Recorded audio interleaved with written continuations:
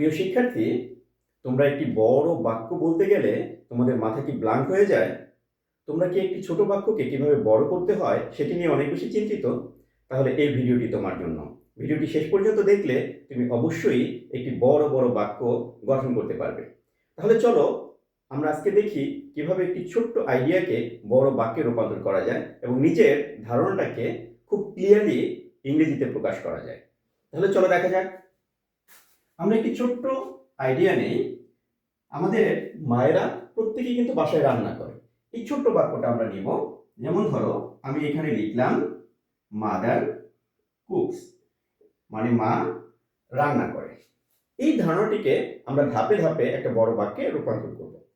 তো এই ধাপে ধাপে রূপান্তর করতে গেলে আমরা একটু দেখব যে কিভাবে এটা করা যায়।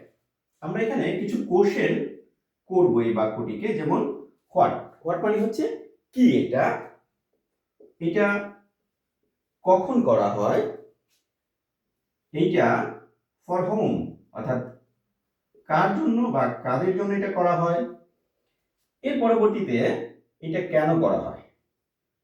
এই চারটা কোশ্চেনটাকে আমরা এটার উপরে প্রয়োগ করব, এই সেন্টেন্সের উপরে। তারপরে এই সেন্টেন্সটা দেখবে অনেক বড় হয়ে গেছে এবং আমাদের ধারণাটা ক্লিয়ারলি প্রকাশ করতে পারছে। চলো, হোয়াট মানে হচ্ছে কি। তাহলে মাদার কুকস, মা রান্না করে। মা কি রান্না করে? যেমন ধরো মা আমাদের জন্য খুব মজাদার বিরিয়ানি রান্না করে। তাহলে এখানে আমরা লিখবো মজার বিরিয়ানি। মজার বিরিয়ানি ইংরেজি কি? ডিলিশিয়াস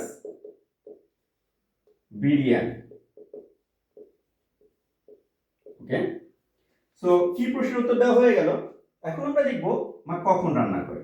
মা কি প্রতিদিন রান্না করে? প্রতিদিন রান্না করলে আমরা লিখবো এভরিডে। কিন্তু যেহেতু আমাদের বাসায় আসলে প্রতিদিন বিরিয়ানি রান্না হয় না, আর প্রতিদিন বিরিয়ানি ভালোও লাগবে না, তাহলে কি হতে পারে? আমি এখানে বললাম যে প্রতি শুক্রবারে রান্না করে। তো প্রতি শুক্রবার ইংরেজি কি? Every Friday. ওকে, সো এরপরে হচ্ছে এই বিরিয়ানিটা তো মা রান্না করে। কাদের জন্য রান্না করে?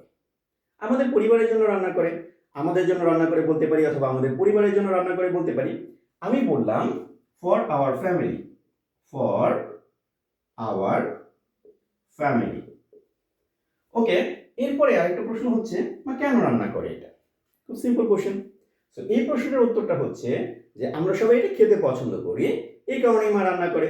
তাহলে সেটা আমরা যোগ করব, কারণ,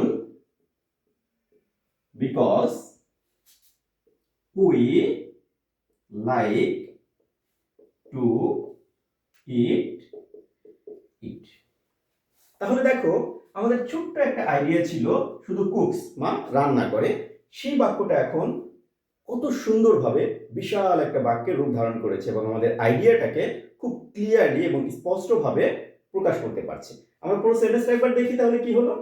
mother cooks delicious biryani every Friday for our family because we like to eat eat. তাহলে দেখতে পেলে কত সহজে একটি ছোট্ট বাক্যকে, ছোট্ট আইডিয়াটাকে ধাপে ধাপে বড় করা যায় এবং আমাদের আইডিয়াগুলোকে, আমাদের চিন্তাধারাগুলোকে ক্লিয়ারলি প্রকাশ করা যায়। এরকম আরো সুন্দর সুন্দর চমৎকার ভিডিও জানতে হলে অবশ্যই তোমরা লাইক এবং কমেন্টস করবে আমাদের ফেসবুক পেজ প্রতিভা টিচিং হোম এবং কামরুজ্জামান কামরুল এই আইডিতে। ধন্যবাদ।